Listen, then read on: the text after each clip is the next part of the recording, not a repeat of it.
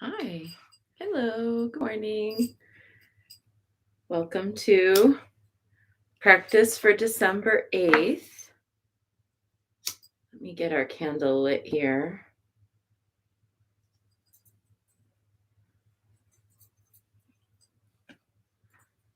Today I'm going to do a little bit of a different song. We're going to do a purification song for the dear mother.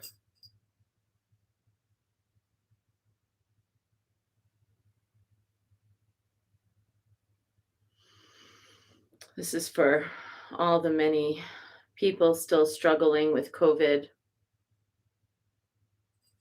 including a friend of mine who's had a breakthrough case.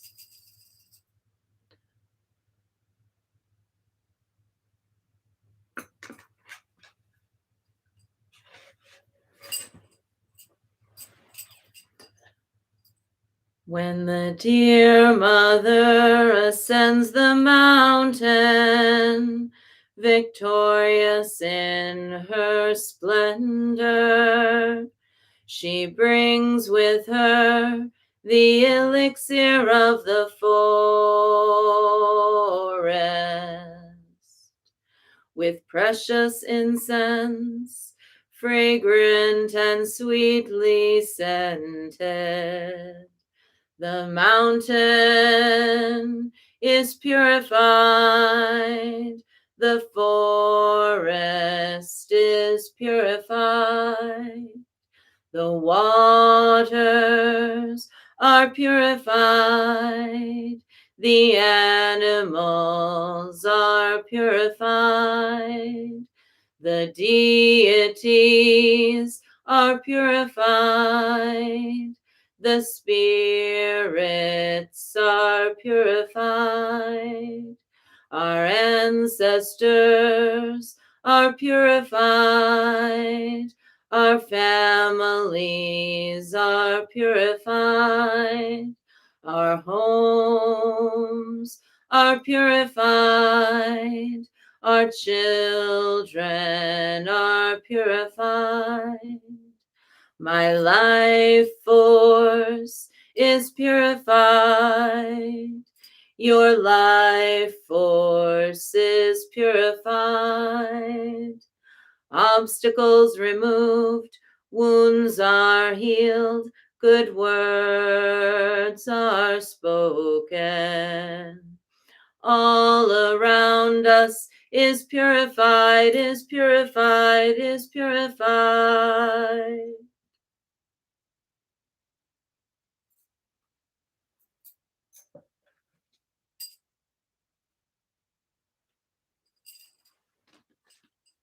Yesterday's card was the healer, and we were tasked to contemplate where there might be initial circumstances that gave root cause to ailments, illnesses, or discomfort in our lives. So, for example, hi, Christy. Morning, Mary Beth.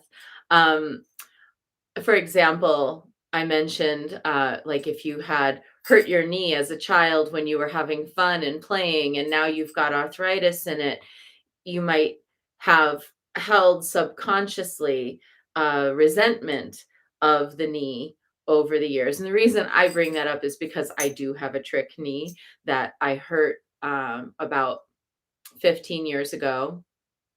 And it maybe a little less, maybe 13 years ago, I hurt it very badly while I was in the midst of a moment with somebody, an angry moment.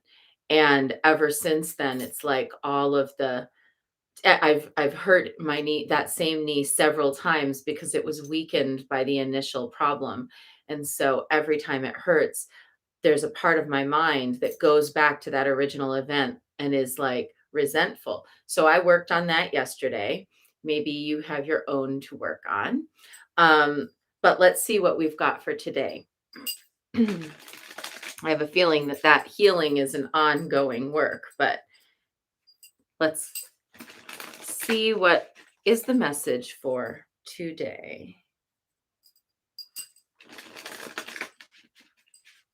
And I wanted to also say thank you to Jasai, who sent me this wonderful Triloka Hawaiian incense with sandalwood and spice. Um, burned it last night in my shrine room and it smelled so good. Thank you so much, Jasai. That was really sweet of you. I'm very grateful.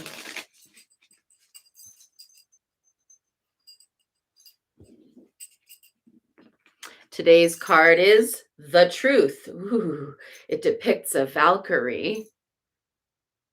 Look at her winged helmet and everything. Hey, Emily. Hi, Margot.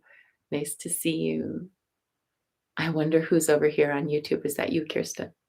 Um, maybe Yvonne. All right, so let's have a look at this card. The truth.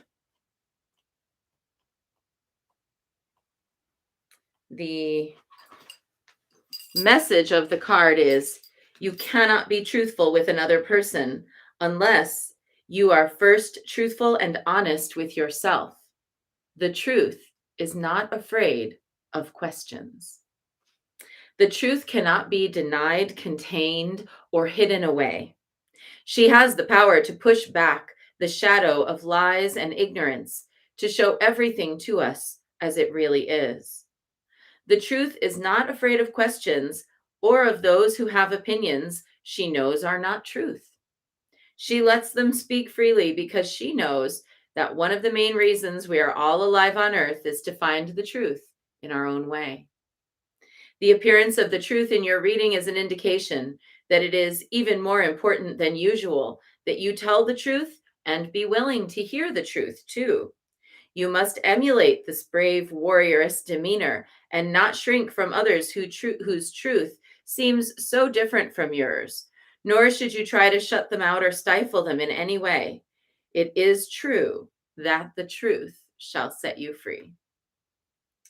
Um, this is so timely. Just this morning, as I was doing some cleaning, I put on in the background an interview with a woman online who was about, politics and, you know, people's different political views. And this woman was expressing something. She was said, what did she say? She said, "Oh, um, well, I don't really believe that I live in a patriarchy. I mean, the prime minister of my country is a woman, and I've never been paid less than a man for any job." And I was like, "W- you know, because just because something doesn't happen to you doesn't mean that it doesn't happen." But it was really interesting because I got that chance to sit there and listen to her views, and I actually agreed with her on some of the things that she was saying. She was talking about the fact that sometimes the story that we tell ourselves about patriarchy limits us and keeps us from just giving even trying something, and that other times, the things that we're thinking about patriarchy are probably actually true.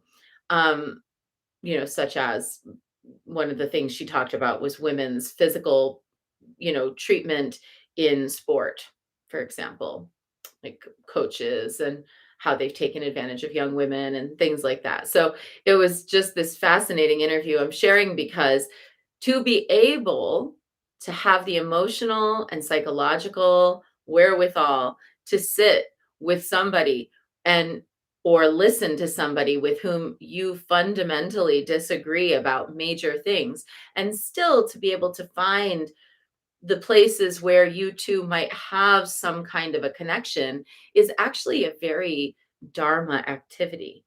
Um, in the Dharma, we try to avoid extremes. We try to walk this middle way where instead of feeling that attachment to our own views or aversion to the views of another or indifference to the entire thing, we remain engaged, calm, willing to listen, compassionate, caring, but also have boundaries, allow ourselves to have our own views, allow those views to change.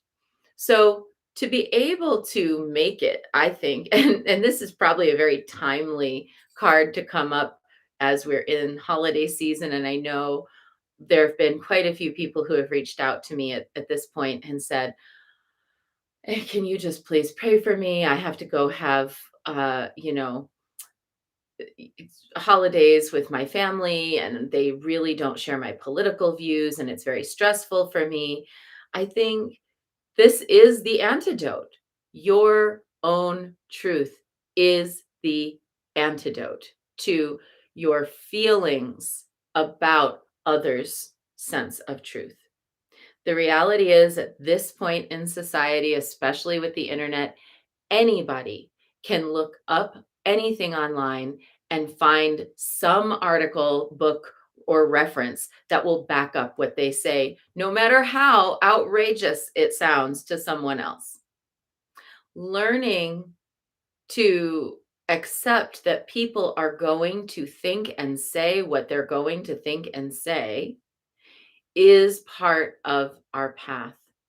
To be able to just calmly, kindly, compassionately allow that to be without getting triggered by it, without feeling like we need to convince anyone of anything, and without necessarily backing down from what we believe is a skill.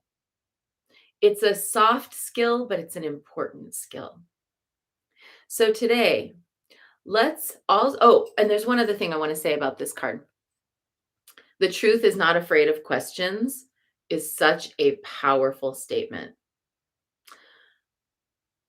If you are truly in your personal authority, anybody could come ask you anything. It would be like your whole life is one long ask me anything. Doesn't mean you're always going to give away all your intimate secrets or tell every detail of your life. Please, let's not become all of us oversharers.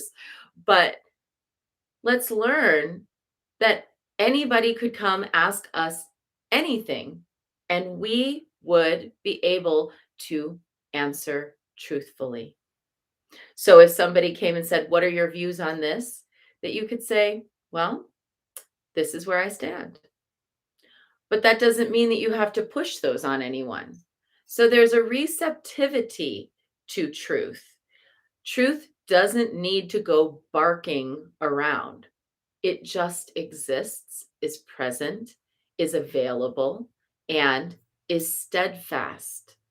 And should information come up that changes your mind, you're allowed. There have been things over time where I've gone in and out of believing or thinking in a certain way, where I didn't think that way, then I did think that way, and then I didn't think that way again. Because new evidence, new research, new perspective, longer life, more experiences, all changes one's opinion of things over time. So let's allow ourselves to be flexible, to be kind, to be boundaried, to be in our own authority, and to be willing to answer questions and not feel threatened by anybody else doing the same. So crucial, I think, especially in women's community, for us to have this skill, because I don't know about you, but I'm here for us all. Even the ones I disagree with, even the ones I don't like, even the ones who don't like me, even the ones that are, driving me nuts, even the ones that I feel are wrong, even the one, I'm here for all of us. So at the end of the day, it's my mission to hold space for every woman to have whatever truth is meaningful to her, and to be able to have that for myself. That's our short bit, if that's what you were here for. Now let's dive into Guan Yin practice with 3 prostrations before this shrine.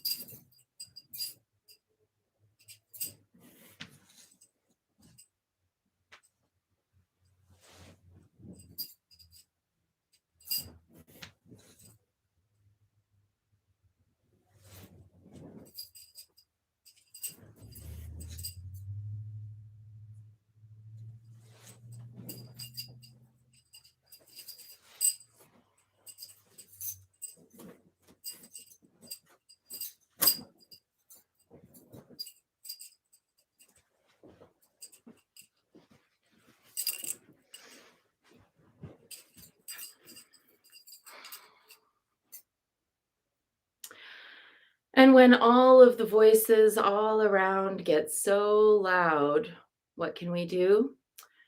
We can take refuge in the Dharma, the ultimate truth. Namo Guru Be. I take refuge in the inner teacher. Namo Buddhaye. I take refuge in the great mother of compassion. Namo Dharmaye. I take refuge in the wisdom of the ages. Namo Sanghaye. I take refuge in the community of practitioners.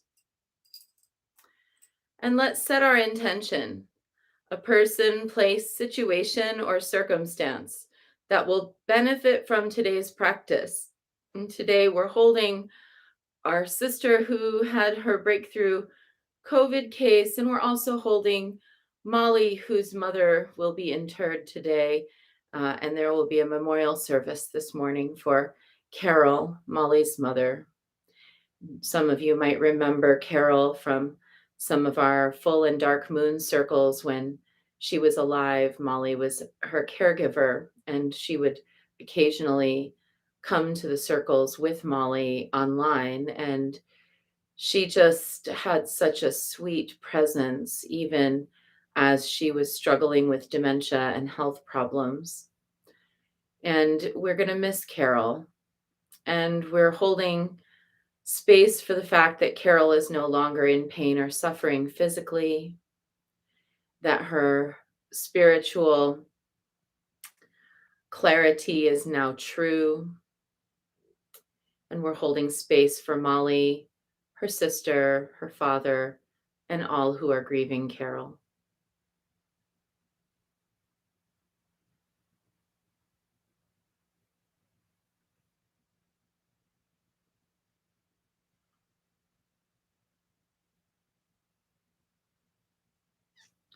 And let's recite the four immeasurables. May I be a source of loving kindness in this world and all worlds, bringing a generous heart to all my thoughts and doings.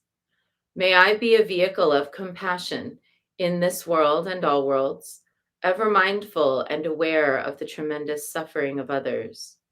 May I be a brimming vessel of joy in this world and all worlds, delighting in the happiness of others as their suffering is alleviated.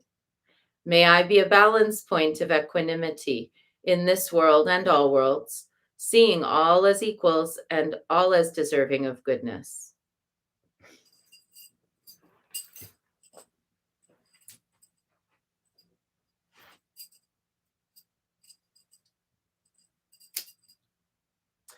I light this candle as a symbol of the enlightening Dharma way.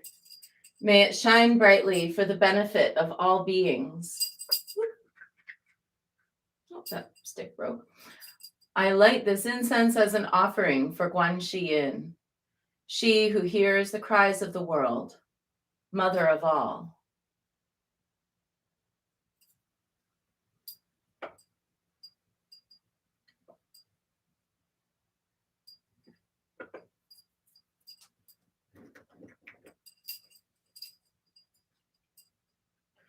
Om Ahum. Om Ahum.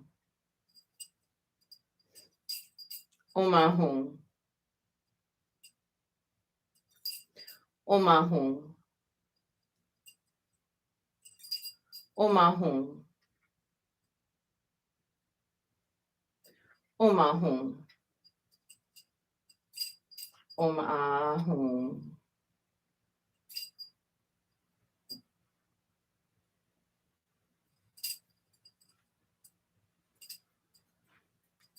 Om Ahum. Om Ahum. Om Ahum. Om Ahum. Om Ahum. Om Ahum. Om Ahum.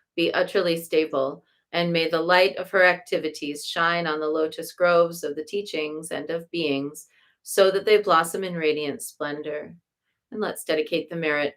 May the merit of this practice and all of my activities be of endless benefit to all beings in all realms, beginningless and continuous. May all obstacles be overcome and suffering cease at the sound of liberation.